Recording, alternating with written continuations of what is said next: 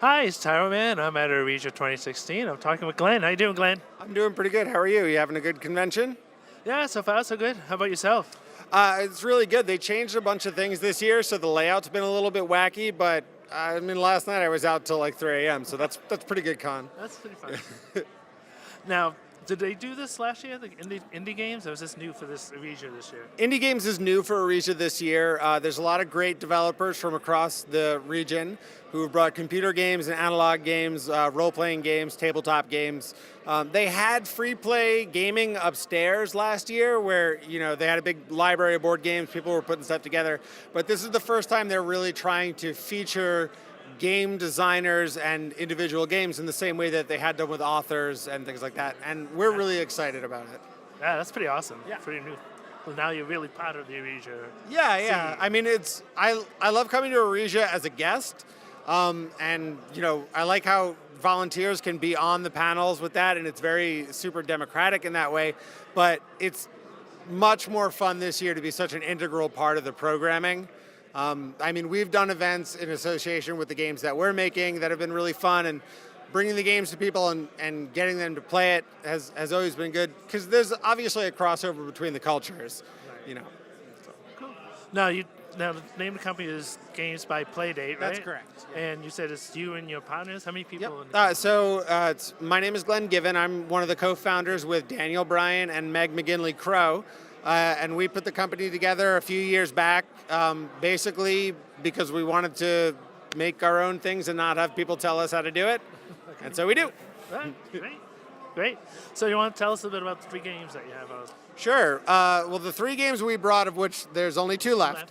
Our flagship title is a game called Slash, Romance Without Boundaries, and it's a storytelling party game of fan fiction romance.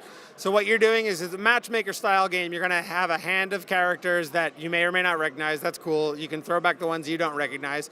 You'll pick one, and everyone else is going to try and pick the best romantic partner from out of their hand. Now, if I choose what has been played and someone else at the table disagrees with my choice, they can narrate a short story to the rest of the table and have the table vote to overrule me. Or when it gets to my turn and I put down like Darth Vader or whatever, I might go, where are you going to take Darth Vader on his honeymoon? And what does that night entail? And then everyone goes around the table telling you a little bit of a story. The impetus of the game was we love storytelling games like Fiasco and Our Last Best Hope, but we don't always have 3 or 4 hours to play one, so we wanted something we could do in a half hour. And we love party games too, except they get really boring after like the second or third time you've played it because there's only so many times you can see the same joke. So combining the improvisational storytelling with the party game structure, I mean, I've been playing this game for 2.5 years, and I still have a tremendous amount of fun playing it. That makes me really proud. Nice. Our other game is called Pack the Pack. Pack the Pack is a combination of like Bananagrams plus Bejeweled plus the absolute worst part of Diablo 1, which is inventory management. So you're racing other players to draw tiles out of the loot pile and then arrange them in your bag so that you can match up gem fragments. When you match the gem fragments up and you fill up your bag, you go back to town, you sell it off for points. And it's a new mechanic, I think, in games where we're exchanging points for being the winner. I think it's positive. I think it's going to take off. And I'm going to say that 2016 is going to be the year of points in games. Seems like there's a lot of people getting into game development lately. Is that true, you would say? I think so. I think like a surgeon's going when it comes to tabletop games or analog games, there's definitely been a resurgence in it. The process of manufacturing has gotten more democratic. There's more democratic fundraising models, things like Kickstarter and Patreon, that allow small projects that might never get made by large publishers to find life. And a lot of them fail, but that's great, because the failures are how designers learn how to make new, better things. Right. And just, lowering that barrier to entry has been really, really beneficial for the industry. In addition, we live in such a digital world that I think the board games and the role-playing games have come back because it's a way that we can have face-to-face contact on a reasonable schedule. So I can be like, listen, we're going to meet Thursday night. We're going to play like Settlers of Catan or whatever. And you get that human contact that you're not going to get through your smartphone. We need it. and this is a really good way to provide it. And I think we're starting to finally understand that. So that's why they're becoming more popular than they ever have been. Yeah. Cool. Besides your games, what games are on your game shelf? So we run a nonprofit where I take over 200 games to libraries and I teach people how to play. So that's a long list. The games that I play the most, I very competitively play a card game called Netrunner, which is super learning cliff, not learning curvy. The games I play with my family, there's a really good one called King of Tokyo, which is giant monsters fighting each other. That's fun. It's basically like giant monsters plus Yahtzee. I'm a big fan of Lords of Waterdeep, which is a D&D themed worker placement game that I really like. And when it comes to storytelling games, my two favorites of all time are this game called Fiasco, which is a collaborative storytelling game of like a Coen Brothers movie, like Fargo or Raising Arizona, and a game called The Quiet Year, which is by Avery McDowell, and it's a collaborative map drawing post-apocalyptic storytelling game that's really beautiful and one of the most impressive things I've ever seen. Oh, yeah. Cool. So when you have that library and you go out, where do you bring that to? So we'll take it to schools and other libraries and support their game programs or their young adult programs and teach kids how to play games because, being a nerd, games saved my life when I was a little kid. And there are those kids out there and they need to have a place to be able to do that that's, supportive and a good, safe space. Also, games, I think, make you smarter, maybe? Yeah, maybe. Yeah. I'd say so. I hope so. So what's your website and how do people try to track you? So you can find our website is gamesbyplaydate.com, or you can catch us on Twitter at gamesbyplaydate / and Pack the Back are both available through Amazon.com or at your local gaming store. And you can also order them directly from us through our website. Awesome. Yeah. Cool. Thanks for talking to us. Thanks. It's awesome. I really appreciate it. Game on. Pack the Pack is a fun fantasy-themed game that anyone can learn. The goal is simple. Draw and fit as many treasure tiles into your pack as fast as you can. For basic play, players will draw a character pack at random and place it before them. Next, spread out the 88 loot tiles face down in the middle of the play area. This is the Horde. Then each player selects 5 tiles from the Horde and places them face down beside their pack.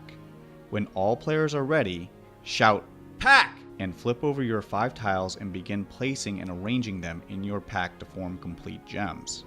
To complete gems, match gem corners of corresponding color.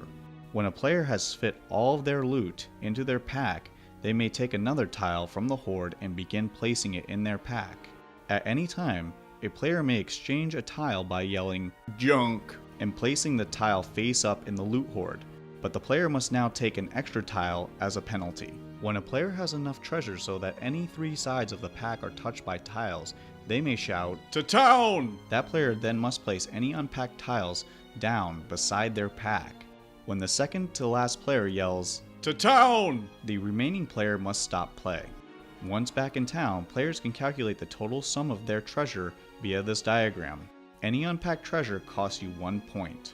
Based on the number of players, bonus points will be awarded to those who made it back to town the quickest. The player with the most points at the end of the game wins.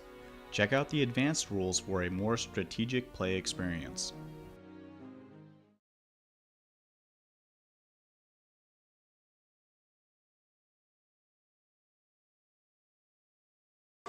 Hi, it's Tyro Man. I'm talking here with Jake from Lay Waste Games. How you doing, Jake? I'm great. How are you? Good. So we're down here at the Indie Game Symposium? Or? Yeah. Indie game symposium convention. Yeah. So a bunch of local designers and game companies here in the Boston area or in surrounding areas out here, kind of showing off what we got. Tell us a little bit about the games you guys are producing. So we've brought our latest game, Dragoon. It's actually our first game, which we kickstarted last year in February and March. but we've been bringing it around to different conventions. But the game itself it's an action strategy tabletop game where you get to play as the dragon, which you can see here. It's very, very cool. And the pieces are all actually they're solid metal, so it's got some nice heft to it. And, Okay, cool.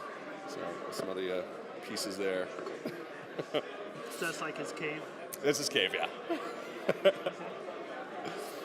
So basically, dragons going around and destroying cities, and that's how you get points and stuff. Exactly, yeah. The premise of it is that you get to be the dragon, and there are humans who are building villages and cities all over your island, and this is kind of displeasing because this is your island.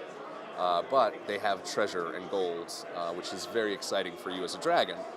And it's now your job to hoard as much gold as you can get. So by destroying and dominating the humans, you get all their gold. It's a lot of fun. So I guess the winner is the one who accumulates the biggest treasure. Exactly. First player to get 50 gold is the winner. Now, how does the game play out? Is it like a dice-driven game, or is it strategy? Yeah. Or So there's a dice mechanic where you populate the board with new villages and cities every turn. So the boards, the landscape is kind of ever changing. You never really know what it's going to look like from turn to turn. And then during your turn, you're moving around. You're competing with other dragons for territory. You're playing cards to augment your abilities of movement and destruction and intimidation and domination. And certainly there's a whole lot of sneaky elements of stealing from other dragons. At the end of every round, villages that you've laid claim over have a chance to pay you tributes. So there's kind of a short-term burst of big points versus the long-term investment strategy. So it's really all about maximizing what's around you. What's the play time and how many players? It's 2 to 4 players, and the games usually last between 45 minutes to an hour, sometimes a little bit longer, especially if it's your first time playing. But we've had games with 3 or 4 of us where we've been done in 20 minutes. So how many people are in your little company? Is it just you, or is it you and a couple of buddies?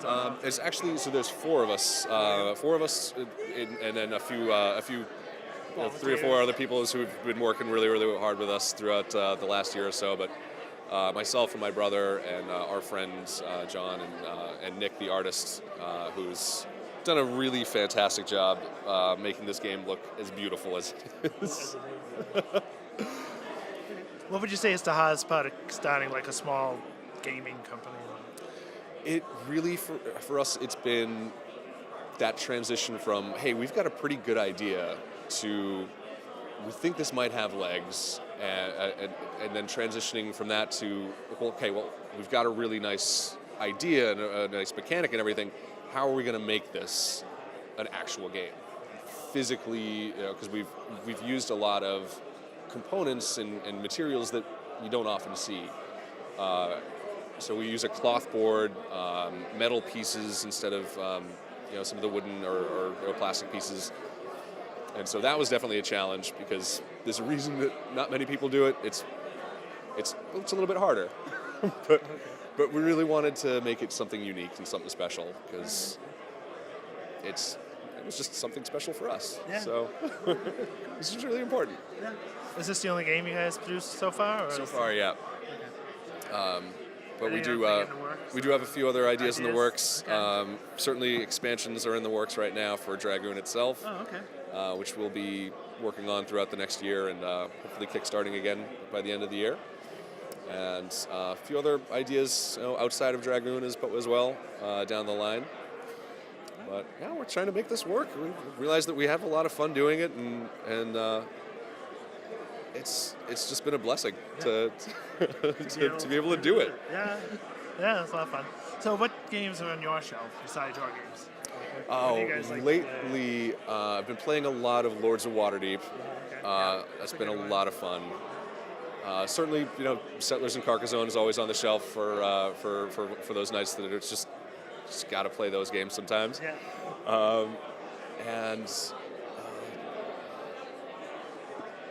I'm totally drawing a blank on games that are in my own shelf. Right. That's fine. But there are certainly a few that I'm looking forward to coming up on Kickstarter as well. So. Now, if people want to find you guys on the internet, like what's your website and stuff like that? Yeah, the easiest place to find us is on our websites. It's playdragoon.com. Okay. Sitting right there. And we're taking pre-orders for our retail copy that will be ready to ship come March and April. Awesome, cool. Well, thanks for talking to us. We appreciate it. Thank you Good guys luck very with much. all that. All right, thank you.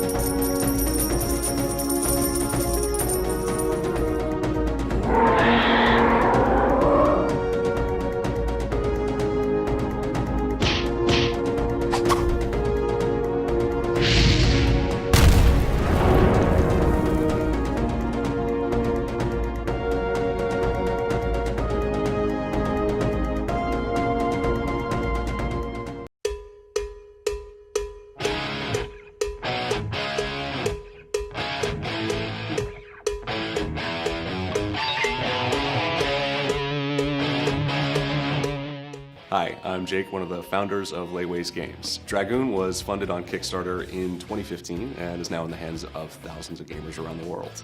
The basic premise is you are a dragon, and some stupid humans are invading your once peaceful land. You must destroy the humans and take their gold, or make them worship you and pay you tribute gold.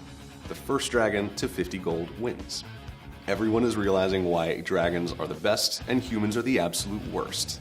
But there are still some who think humans are okay.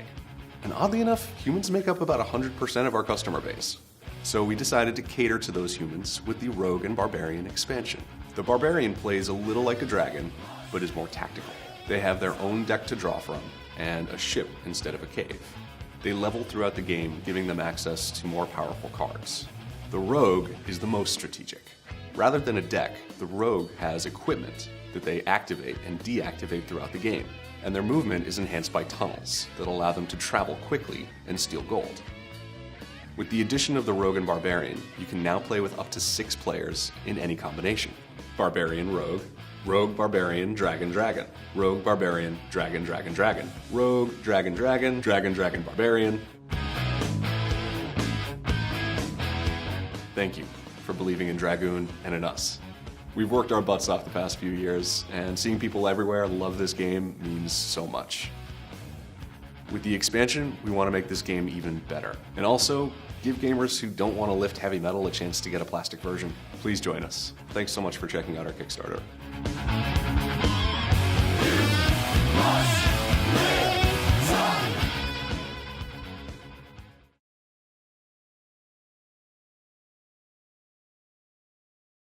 Hi, Tyro Man. I'm at Arisia 2016. I'm talking with Riley Brown from Wizard Games. How you doing, sir? Pretty good. How about yourself? Doing well, doing well. Seen a lot of cool stuff. Yeah. So tell us a little about your game company and what you guys got going on. Well, the game company is kind of spawned from a bunch of guys who worked at Create Studios back in the day, and kind of struck out on our own to try to make a little something. We started out doing phone games, didn't really like that, so now we started doing PC stuff. And our latest game is Stardrift Nomads, which is it's trying to be a mix of a dual stick shooter and tower defense, and we're putting in like RPG elements and like massive customization and all kinds of stuff like that. So, yeah. So how many guys are working on the game? Right now we have one designer who's living in Australia, and then there's 2 artists and a programmer. And then we sometimes have like a couple of our friends come in and do stuff. Like we have a music guy in California who does like commercial scores and stuff. But yeah, it's cool. So it's kind of like an eclectic mix of people. Yeah. Now, what is your role in the game? What do you guys do? What's my role? Yeah, I am the artist. So the other artist is my brother who just graduated. I recruited him out of college. But yeah, so the programmer and I went to school together, and we just always made stuff. He's the programmer, I do the art. So I don't know. Yeah, I do the art, writing, all kinds of stuff. So what's the inspiration for the art? Like, what did you look at? For the art, oh man, it's well, I kind of just looked at like old style games, like 8-bit and stuff. We're trying to bring it into the 3D, like the chunky proportions, bright colors and stuff. But then we really wanted to blow it out with particle effects, make it look like really bright and colorful kind of thing. So that's where it comes from, but it's really just evolved over time. Like, it's been in development for 3 years, so there's been many different waves of things, but now we have it kind of like nailed down on exactly what we want. So, cool. So, do you have any idea when the release date is going to be, or how? Well, we don't really have a hard release date right now. We have it at a point where it's fun to play. There's a lot of features we need to kind of flesh out and test more. But probably within the next 6 months or so, we'll be doing something on Steam. We've already been greenlit, so we can put out the game for early access at some point in the next 6 months, I think is the plan. Can you tell us a little bit about the goal of the game? So it's just it's like first-person shooter, like pointing? Right, so right now what it is it's kind of like a survival game. You have like this one colony in space, and pirates and asteroids and all kinds of stuff are just coming in, trying to destroy it, and you're trying to repel them. But the eventual goal of the game is that we're going to have some sort of campaign mode where it adds in like why you're drifting around in space and like what you're looking for kind of thing. And you know, on our wish list is all kinds of stuff like PvP and that, but we have to finish the base game first. So, you know. So this would be your first game release, right? We did a small release on Apple and Android back in the day. A couple of years ago, it was like a marble maze game. Nothing of this scale. And I released a couple things we worked at a company before, but this will be our first kind of like big PC release. Cool. Now, besides your game, what games do you like to play? What do I like to play? Well, recently, when I was a kid, I played this game called Road Rash 64. And recently they did a Kickstarter for kind of a sequel. I guess there's a couple people from the original game involved in it. It's called Road Redemption. So last night my brother and I were playing that together, but I just got back into Star Wars The Old Republic because of the movie and stuff. I played that when it first came out. But, you know, I kind of play everything. My occupation is that I'm a cook. So I've been playing Cook Serve Delicious. It's kind of like almost exactly like being in the kitchen. It's pretty cool, but yeah. So what's the website if people want to get more information about the game and find out what's going on? The website is risen-games.com, and that should have all our game stuff on it. Otherwise, IndieDB, you can check out Stardrift Nomads on there as well. Cool. Well, thanks for talking to us. Of course. Enjoy the rest of the con. You as well. It's nice meeting you.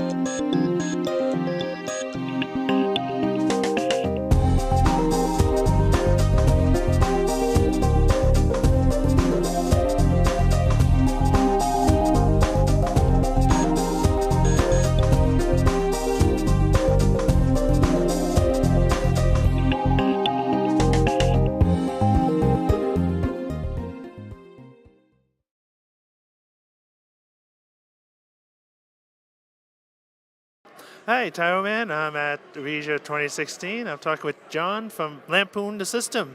How you doing, John? Excellent. Thanks. So tell us a little bit about the game that you guys have out. Sure. This game is called GMO. So it's all about genetically modified organisms. If anybody's heard of Monsanto, they kind of know where I'm coming from. So all the real life GMOs are in the game, but they're mixed in with futuristic sci-fi organisms. It's like a party game, so there's a lot of debate, improvisation, lobbying against other players. It's also a little bit like the TV show Shark Tank, where you're trying to promote your product in front of some billionaires to get funding.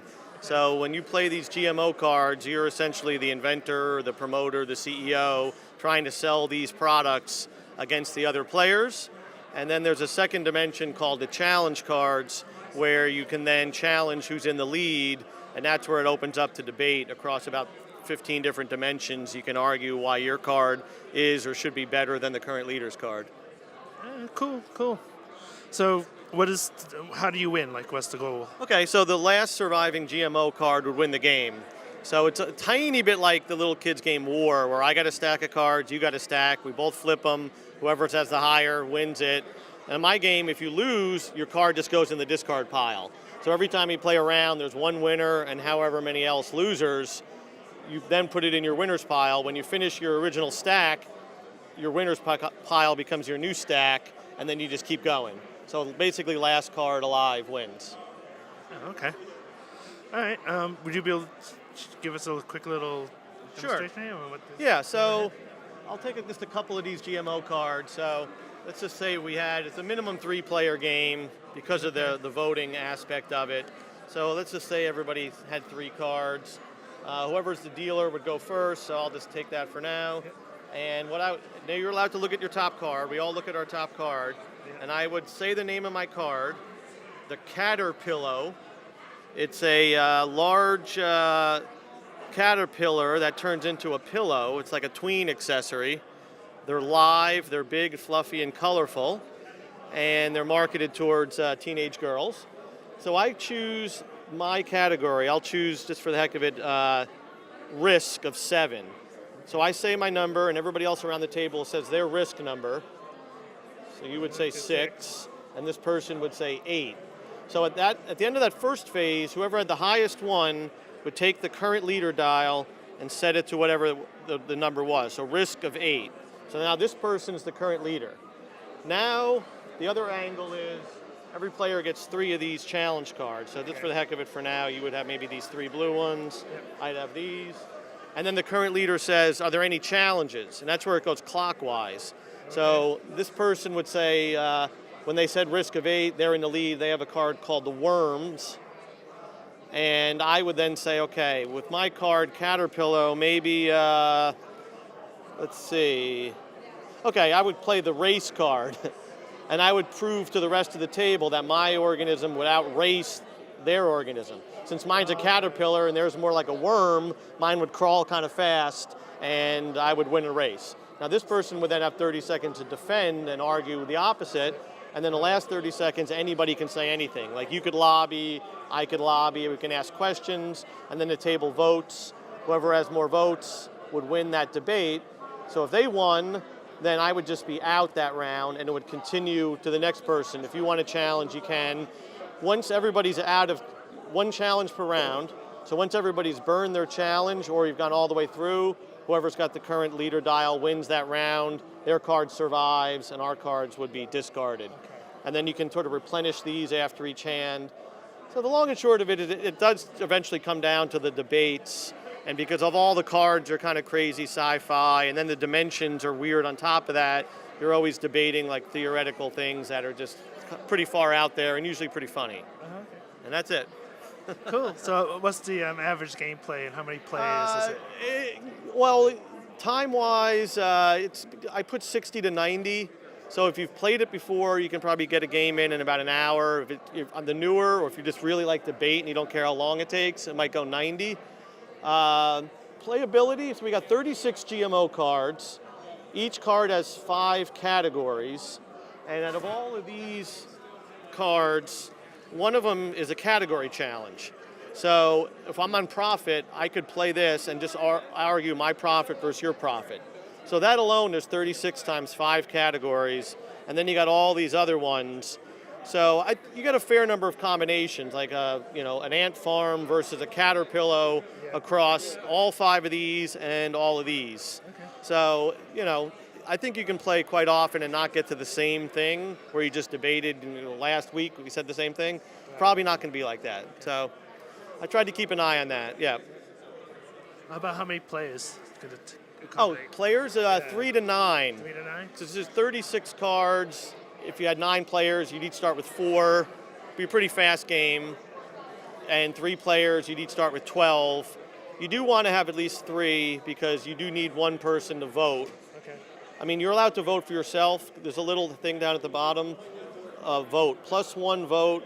And depending on your type of card, you could get an extra vote. So you vote for yourself, you might get an extra vote. But you do need at least 3 people to kind of get the game going. I tested it with my son.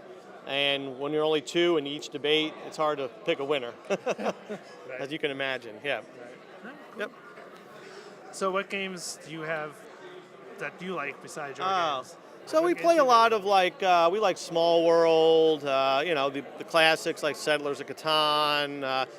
Since it's just me and him, we do a lot of co-op games like Castle Panic, Epic Tiny Defenders. So he's only 11, so we do a lot of, we play Star Wars, the card game. I've been a gamer like my whole life, but the last 5 years of making this and playing with my son, we've got about 50, 60 games. So, we try to get around. Now, is it just you in this company, or do you have No, other it's people work just with you? me. I'm a writer, and I pay artists for all the illustration and all that. So I do a lot of political satire and that kind of comedy.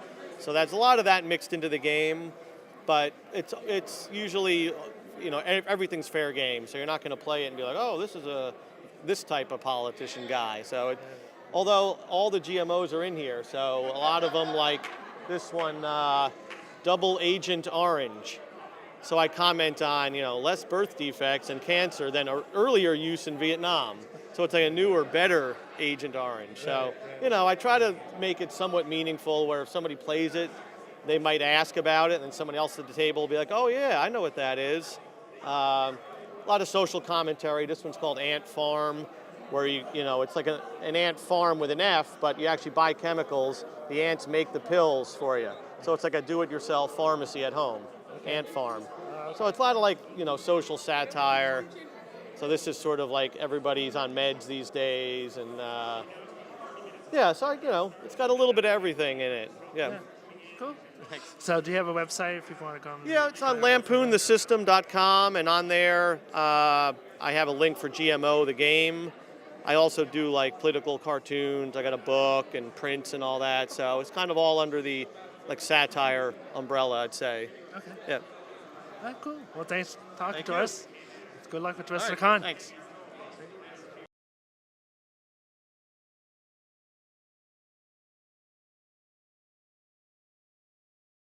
Hi, I'm Tyro Man. I'm at Arisia 2016, and I'm in the gaming room, and I'm talking to Jeff Johnston. How you doing, Jeff? Hey, pretty good, Tyro man. Glad to be here. So tell us about this game you have out, Moonquake Escape. Moonquake Escape is a game that I've created, and I'd love to share a few bits of information about it here. So this is where Moonquake Escape takes place, on this desolate planet at the edge of the universe. And that's where the most evil, vile alien criminals have been sent. And that, of course, would be all the players here in the game. Now, when the engineers picked this world, they didn't realize that it had an unstable molten core. And they also foolishly underestimated the extreme gravitational stress of the moon that orbits around the planet. So when they built this prison facility, and they buried it deep under the surface,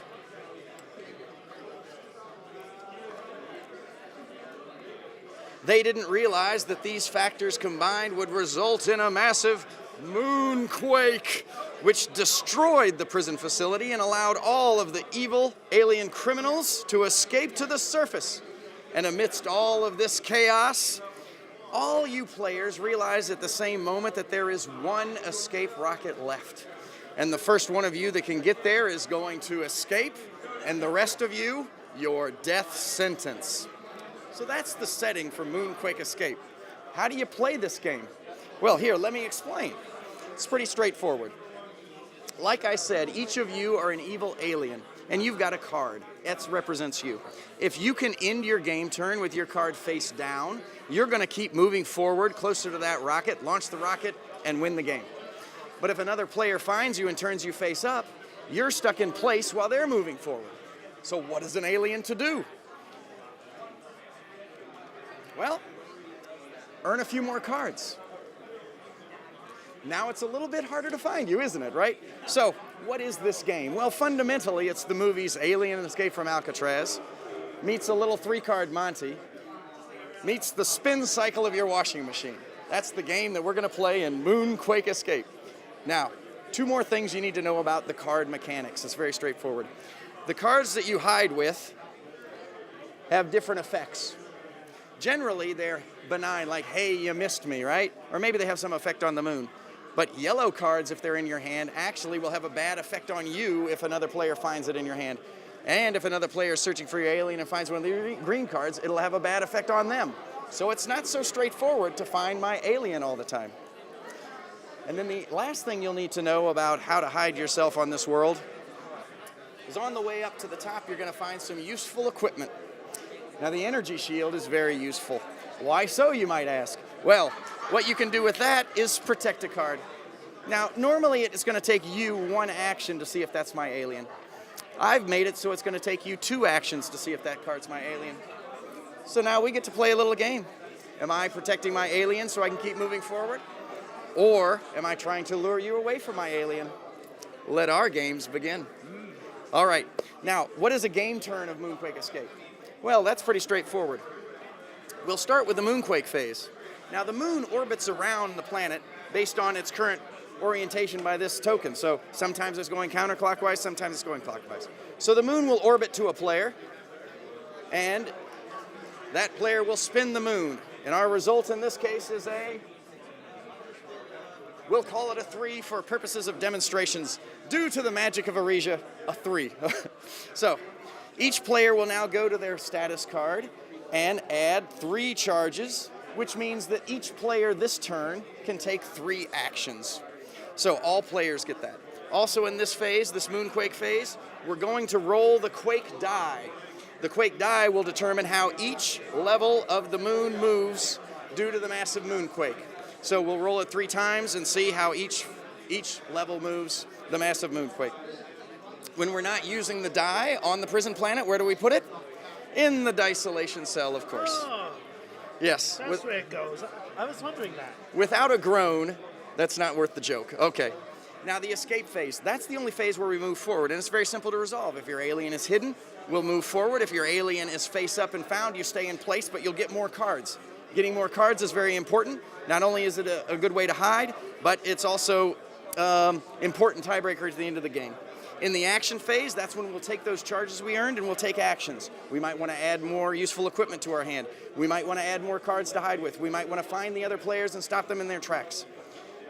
The guard phase. Yes, there is a prison guard who's roaming the surface. We want to avoid that at all costs, but if we can avoid all of those dangers and get to the launch pad, we will launch the rocket and escape. A Moonquake Escape. So that is Moonquake Escape, and that's what I've been sharing with fans here at Arisia 2016. Now, what happens if the robot shoots you? Do you go down 1 level or 2 levels? Okay, so the robot is much like a player. A player can shoot at one of your cards and determine if that's you and turn it over. So what the robot does is any players that are on its level, it will shoot at that player once. Okay? So he's not that powerful, but it's rather annoying when he's the one that finds your alien when you wanted to escape the planet. I see. So, bad things. Yes, absolutely. Okay. So when's the release? When's the release? So, I've been working with Breaking Games as a publisher for the title, and their goal is to have this released by Gen Con of this year. Awesome. Right around the corner. Nice. It's been a long time that I've been working on this project, and it would be great if that happened. And so we're working our hardest with them to help achieve that. Now, how many players does it accommodate, and what's the game length? Okay. Yeah. 2 to 6 players, 45 to 60 minutes. Oh, cool. Ages 10 and up. Now, are you also working on other games, or? I have a couple of titles that are published. One's called Toasted or Roasted. You're trying to light a campfire and toast 3 marshmallows while everyone else is trying to turn them into blackened crisps. So that's a great game that Education Outdoors has published, and you can see that in stores like EMS and at the gift shop at, say, the Grand Teton National Park. Actually, there's another game out called Flashlights and Fireflies, and Moonquake Escape actually is a grown-up version of that, but Gamewright has published that, and you're playing flashlight freeze tag at night, and you're trying to catch fireflies to power your firefly-powered flashlight, trying to move forward and get to home base, hiding from your opponents, right? And those are fun games, family games, ages 6 and up, and that's the kind of game I like to do. And I have other prototypes that are in the works. A fun one I think is kind of fun is your kids cooperating. It's a cooperative game. You're at a bus stop, and you all decide if you can build snowmen before the school bus arrives, you'll get a snow day. Okay? So you all have to work together to build your snowmen before the bus, which is slowly coming towards you, comes. Oh, okay, cool. So I'm trying to find a home for that that game. So. Oh, nice. So besides your games, what games are on your shelf? What games do you like to play? Oh, I'm a little bit old school. And I'd say my favorite game is Avalon Hills Titan. Oh, okay. Yeah. But I mean, really, I've met a lot of great people. I work locally here with the Game Makers Guild in the Boston area. And so I meet a lot of young designers and just designers of games that are in their infancy, we'll say. And that's been just a great experience to work with them and, see some of the great ideas that are coming up. And, the improvements and suggestions they've given to my game have been wonderful. Yeah. So how's the convention been going so far? Oh, I'm just here in the tabletop area sharing the game with new fans. If I can sit down and, explain the game to someone and have them walk away with a smile on their face, that's all I'm here for at Arisia. So. Nice, cool. Yeah. Now, if people want to get more information, you have a website and things to follow. Go to www.moonquakeescape.com, or you can go to the Facebook page, Moonquake Escape on Facebook, and Moonquake Escape at Twitter. Great. Well, thanks for taking time to talk to us, Jeff. Yeah. We appreciate it. Thank you, Tyro, man. Appreciate it. Yeah, Okay. nice.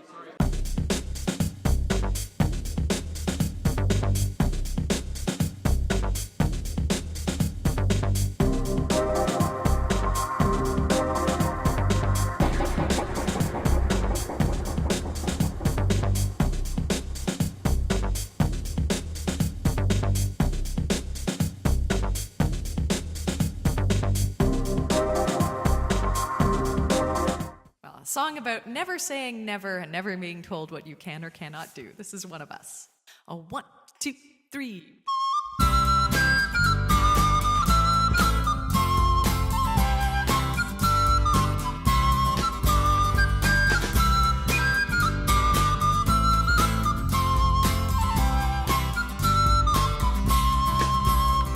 Before I got to fighting, or when fighting got to me, I looked to find examples on the field of chivalry, and I saw mighty arms, much stronger than my arms could ever be.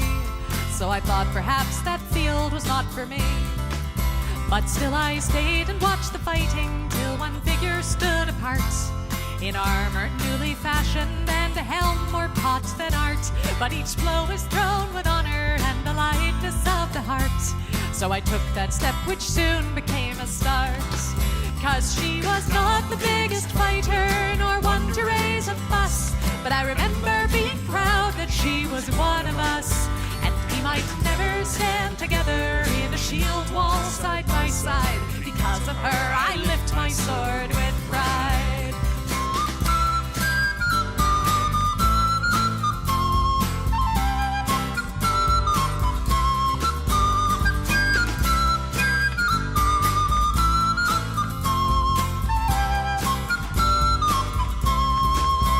She was ladylike and lively, not the type you would expect, with a braver heart than many and a slot shot to respect. And I guess she'd once decided this was where she'd like to be. And I thought if she could do it, why not me? 'Cause she was not the biggest fighter, nor one to raise a fuss. And I remember being proud that she was one of us.